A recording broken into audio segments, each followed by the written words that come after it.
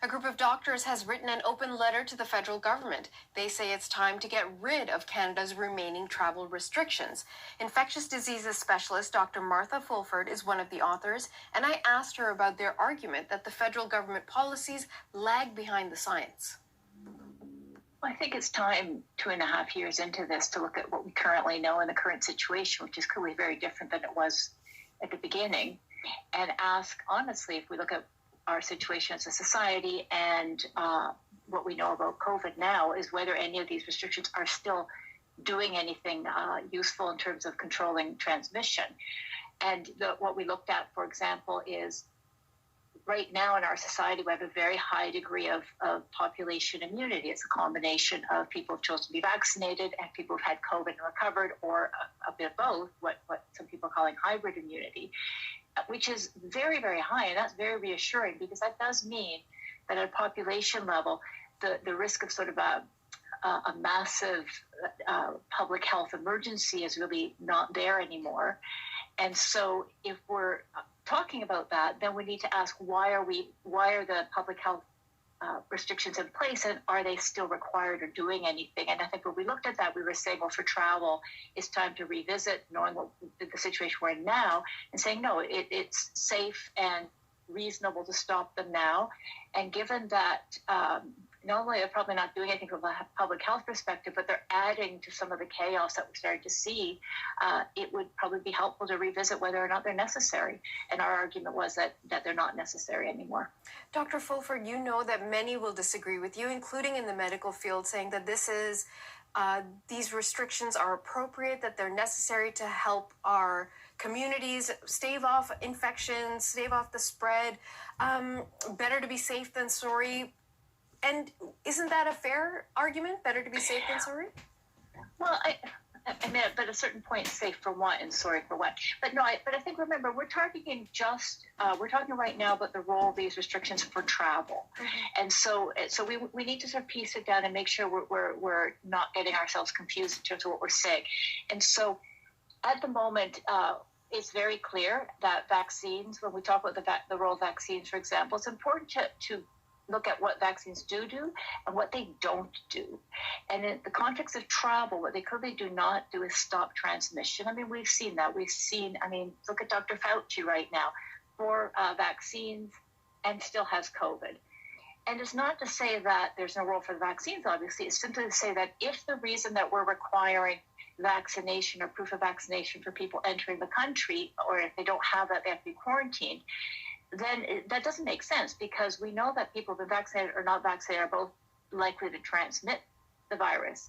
And so that's really not an effective intervention. This is not arguing about the role of the vaccine. It's simply, in this setting, is it a useful thing to do?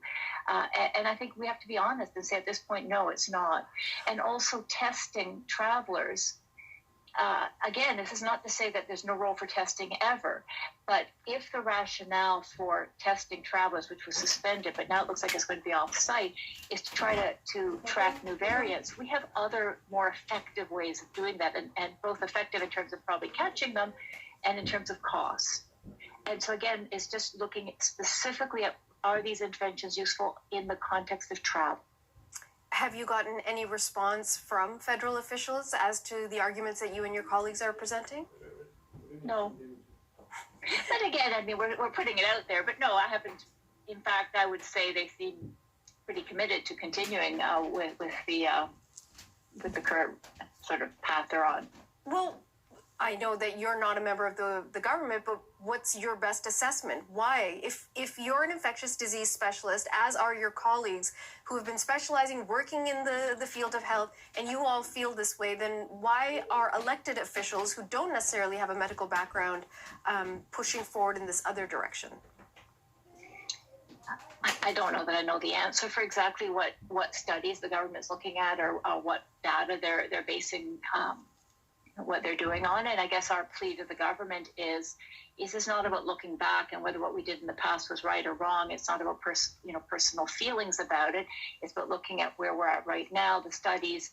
And also we can look at international jurisdictions to be very reassured that we're not premature doing this. We would be one of the very, very last countries to lift travel restrictions. And so we know, looking around the world, we can look at almost all of Europe right now, that it is safe to lift these travel restrictions, and that it won't be a disaster from the COVID perspective if we do that.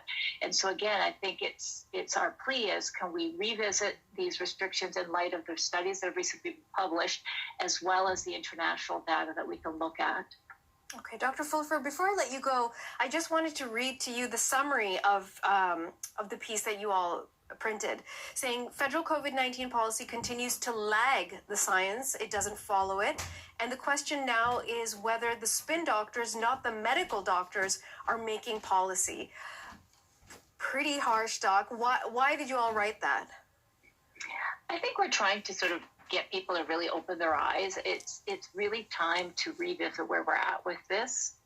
And instead of just carrying on along the same path without, it's easy to not change. I think these measures got put in place, and sometimes it's easier to do nothing and just carry on doing it than to actually have the courage to say, you know what, we don't need them anymore, and it's okay, and we're all going to be fine. And I guess it's not; these aren't based on medical science anymore. They're not based on the current data. They're not based on what we're seeing in the literature. And so the question is, why are we doing it? And I hope for sure, I really hope it's not based on polls or popular opinion. It really should be based on what's the best thing we can do for the health and the well-being and the economy of our country. And these are all intimately linked. And I think it's time to revisit. Okay. Well, thank you so much for revisiting it with us. Thank you very much. Dr. Martha Fulford is an infectious diseases specialist in Hamilton, Ontario.